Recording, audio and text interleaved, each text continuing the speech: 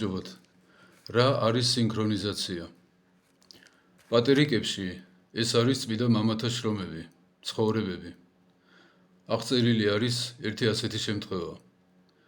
ბერი ზის უდაბნოში მოღვაწეობს და ხედავს, რომ ეშმაკს თოხები და ბარები დაუჭერია, მონასტერში ზევით ქვევით დარბის და ამ თოხებს და ბარებს ბერებს ურიგებს.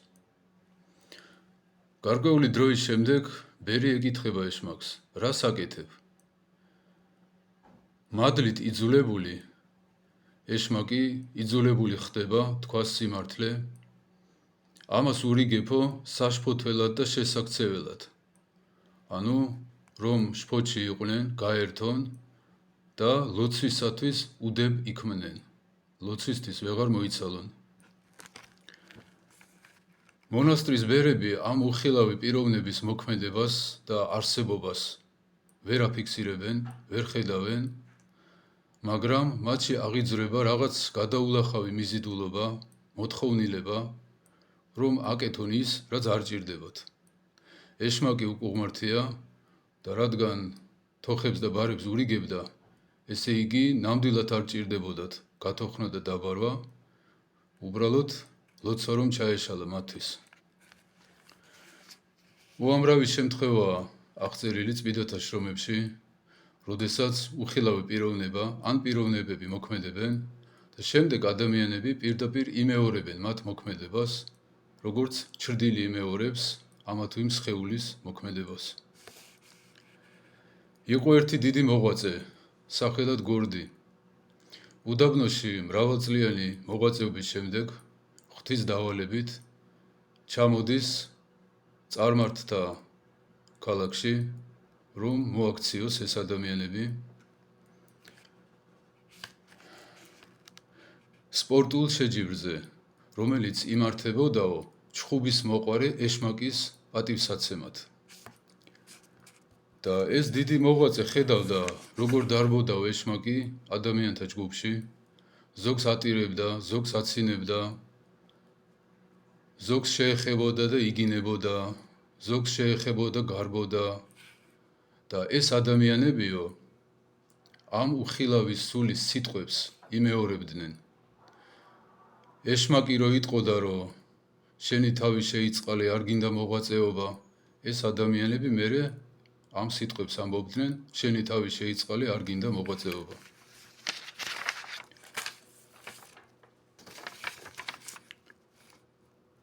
ეკლესიაში ლოცვის დროს შევიდა ეშმაკი.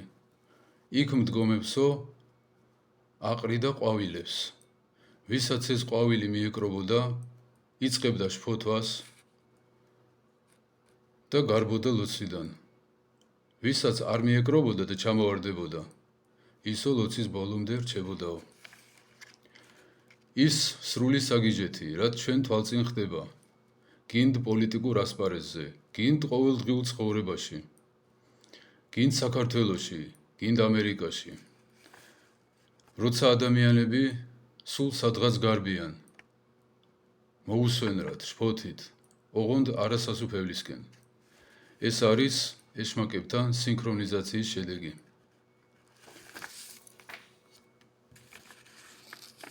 რამ გამოიწვია ეს უბედურება?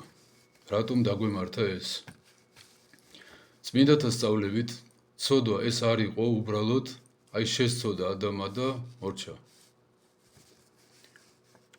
ეს არ იყო უბრალოდ ღვთის წინააღმდეგ აჯანყება, არამედ საკუთარი თავის დაზიანება.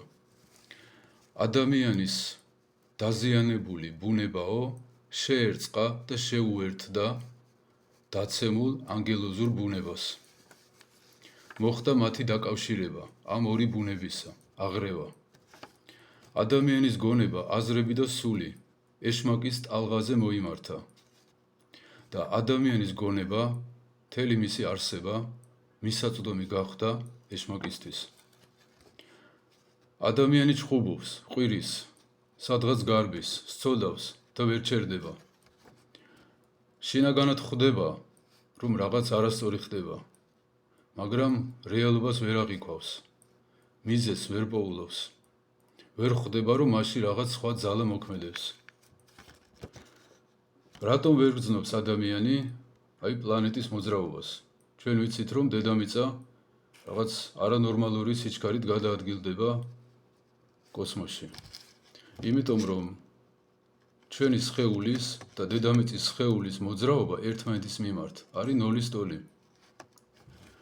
ან როგორც ერთი და იგივე სიჩქარით მოძრავი ორი ავტომობილი გვერდ-იგვერდ.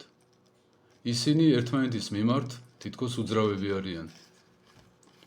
ან როგორც ორი რადიო ერთ ტალღაზე მომართული. სანამ ერთ ტალღაზე არიან, მათში ერთი და იგივე ხმა ისმის. ღვთის უცნობელობა, საკუთარი თავის, თუნდაც გაუცნობიერებელი აღმერთება, უგუნურება, კონკრეტული ცოდვები, ცოდვილი თვისებები, ანუ ვნებები, ანუ ეშმაკის თვისებები. ვნებები არის ეშმაკის თვისებები. იწევენ და აძლიერებენ ამ სინქრონიზაციას. მილიონერი დარდობს და შფოთავს, ღამე ვეღარ იძინებს, რომ მეორე მილიონი სადიშოვოს. გემოთ მოყვარეს აღარ ყოფნის ქართული სამზარეულო და ავსტრალიაში უნდა წავიდეს შემწარი ფარშევანგი შეჭამოს. ეშმაკს არ აქვს მხოლოდ აზრებით საუბრები, შთაგონებები. მხოლოდ აი სურათების გამოსახვა არ შეუძლია გონებაში, არამედ აქვს რაღაც ძალა.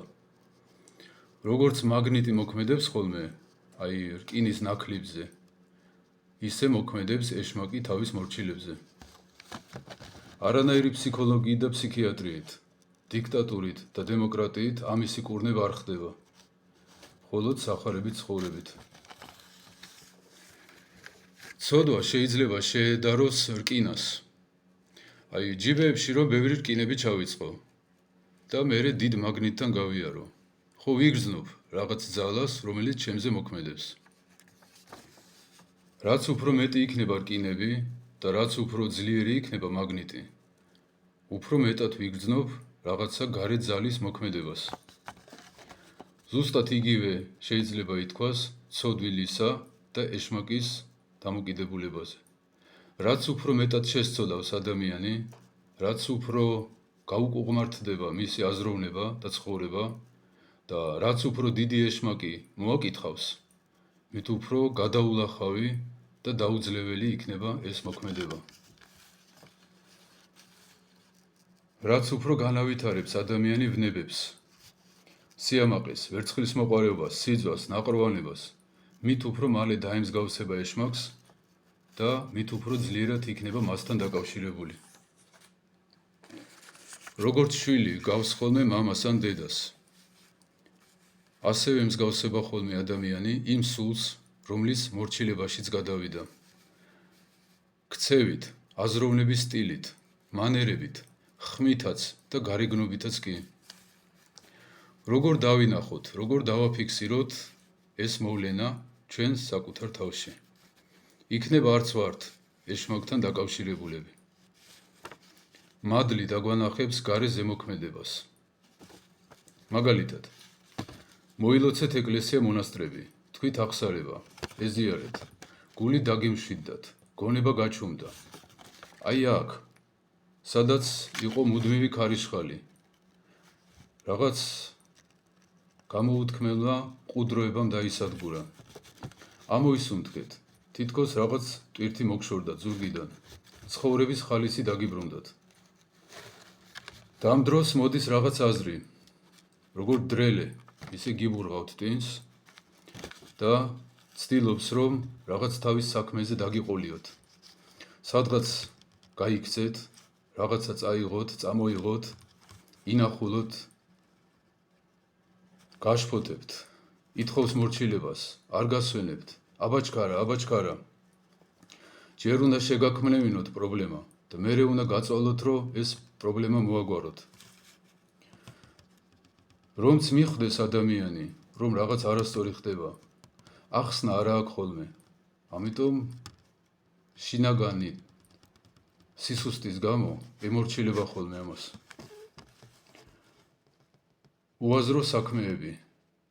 აი ზოგ თლიანობაში შეიძლება ასე დავახასიათოთ ეშმაკის საქმეები. ამ სინქრონიზაციით ადამიანში ამ სურვილების აღძვრით ისინი აშენებენ 100 სართულიან კორპუსებს. ასახლებენ ადამიანებს ერთი ქვეყნიდან მეორეში. ამეგობრებენ ან აჩხუბებენ ადამიანებს იმის მიხედვით, ცოდვის წარმატებას რა ჭირდება. მთელ მსოფლიოში ცლიან სოფლებს და ადამიანებს ასახლებენ დიდ ქალაქებში, რომ მათი კონტროლი უფრო ადვილი იყოს. დიდებში და პატარებში ნერგავენ ყველანაირ ცოდვას და ყველანაირ საქმეს, რაც შემდეგ ცოდვასთან მიიყვანს. მაგალითად, ინტერნეტზე მიჯაჭვულობას. რაღაც გადაულახავი ძალით აწვევიან ადამიანს შიგნიდან, რომ სხვადასხვა ცოდვები აღასრულოს. ათხოვებენ კაცებს, მშობლებს აკვლევინებენ საკუთარ შვილებს, ბანკირებს აძარცვინებენ საკუთარ სამშობლოს. ცდილობენ, რომ ყოველი მთავრობა გახდეს ანტიქრისტეს ხატი. ანტიქრისტე იქნებაო ცოდვის დიდი დამკანონებელი. ლეგალიზებას მოახდენს ყველანაირი ცოდვისა. და თუ დააკვირდებით, ყველა შემდგომი მთავრობა წინას უსწრებს ხოლმე ცოდვის დაკანონებაში. ვითომ არაფერია მაგალითად კაზინოების დაკანონება, ნარკოტიკის, მოსაწევის დაკანონება. ყველანაირი ყოველი შემდგომი მთავრობა ცდილობს ხოლმე, რომ ცოდვის დაკანონება მოახდინოს. მხოლოდ და მხოლოდ სახარებისეული ცხოვრება, ლოცვა და მარხვა და აღსარებით და ზიარებით მიღებული გულის სიტყვათა დაწყნარებულობა. აი აქ უნდა იყოს მდუმარება, ყუდროება, სიჩუმე. ეკლესიიდან წამოღებული არაადამიანური სიმშვიდე. ანუ მადლის მოქმედება თქვენ სულზე. დაგანახებთ, საიდან ქრის ეს აზრობრივი გრიგალი, ეს უწყვეტი აზრობრივი ქარიშხალი. და ეს ქარიშხალი უბრალოდ არ უბერავს. ეშმაკის მიზანი არ არის, რომ ადამიანებმა უბრალოდ სცოდონ, არამედ ამ ცოდვით, ამ მუდმივი შფოთვით, როცა ადამიანს ყველასთვის ცალია, გარდა ღვთისა და საკუთარი სულისა. აი ამ უწყვეტი შფოთით ეშმაკი ღუპავს ადამიანთა თაობებს მარადიული დაღუპვით. ამ ქვეყანაზე ყველა იტყუება, თუ დააკვირდებოდით. ყველა. ამიტომ ჩაატარეთ ექსპერიმენტი. დააკვირდით, როგორია, როცა სადღაც გარბი ხართ და როგორია, როცა სულში, გულში, გონებაში არის დიდი სიჩუმე. ეს დაგვანახებს, რამდენად ვართ ეშმაკთან დაკავშირებულები. მერტყველო გახაროთ.